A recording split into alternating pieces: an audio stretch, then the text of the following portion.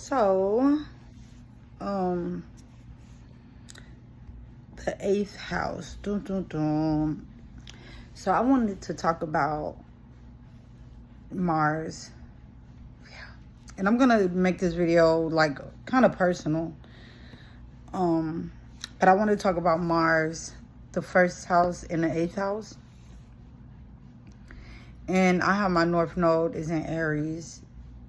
And I'm a Libra sun. I'm a Mercury Libra, South Node Libra. Mercury in the ninth house, but my sun in Libra falls in the eighth house. And I'm a Capricorn. Mars is in my first house. So, like, the energy is so conflicted. It's so annoying because in one element, I'm very, like, harmonious and graceful and compassionate, idealistic. But then I have this Mars in Capricorn. I'm a Capricorn ascendant, and I have this Mars in Capricorn.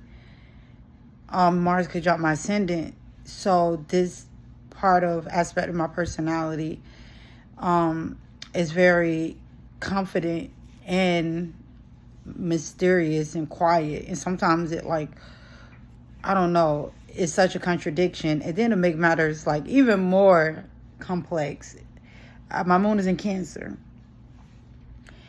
My moon is in Cancer, and so I'm a cardinal cross, and this cardinal cross has caused so much havoc in my life. Like, the Grand Cross in astrology, in my opinion, is very difficult to manage, especially with cardinals. I feel like mutable signs, but it's still going to be difficult despite it all, because it's almost like you're being forced to balance out this energy, and the experiences that it brings into your life are so extreme when you're like in a different aspect. Like, for instance, I'm a Libra sun, Mercury Libra, South Node Libra.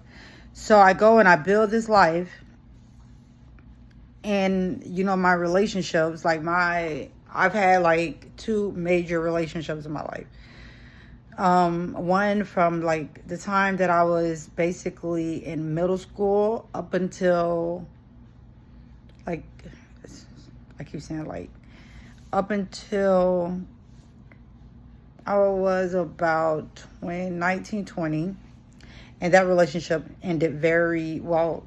It was just traumatic. I'll get into that with Venus conjunct Pluto. And then I got married when I was 27. And so I'll be 38 in a couple weeks. So I have this Libra aspect to my personality, my psyche. And then I have this Mars in Capricorn. And with this Capricorn ascendant, and this aspect attracts a lot of Capricorns. Like, Capricorn men love me so much. And it's the Capricorn archetypal man is extremely ambitious,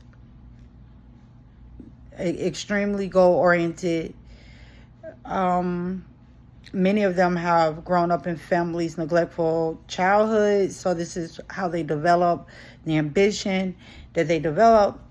And so then we have this Mars opposite my moon in Cancer.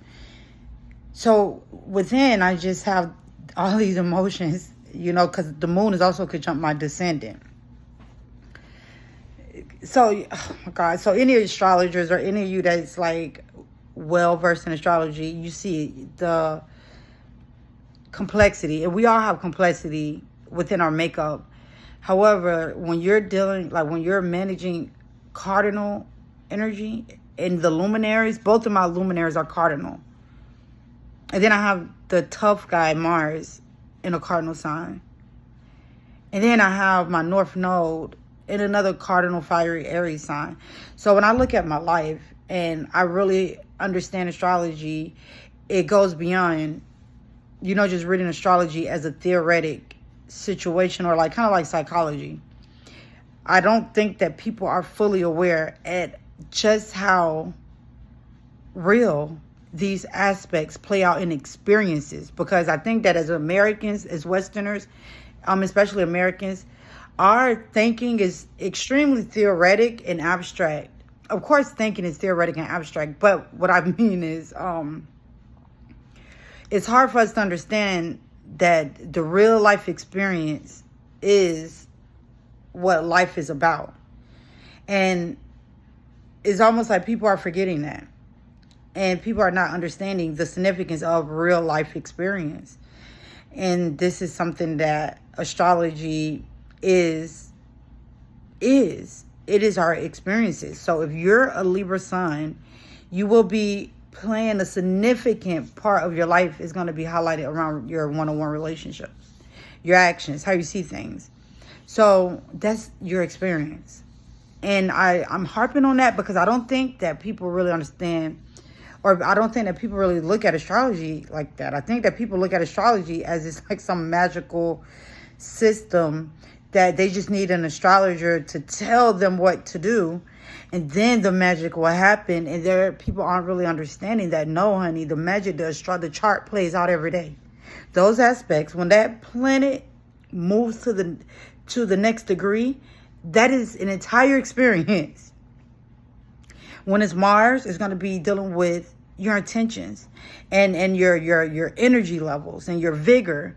You know, when it's the Sun, it's going to be dealing with how you see things in your sight and how you express yourself. When it's the Moon, it's going to be your sensitivities and your comforts and things like this.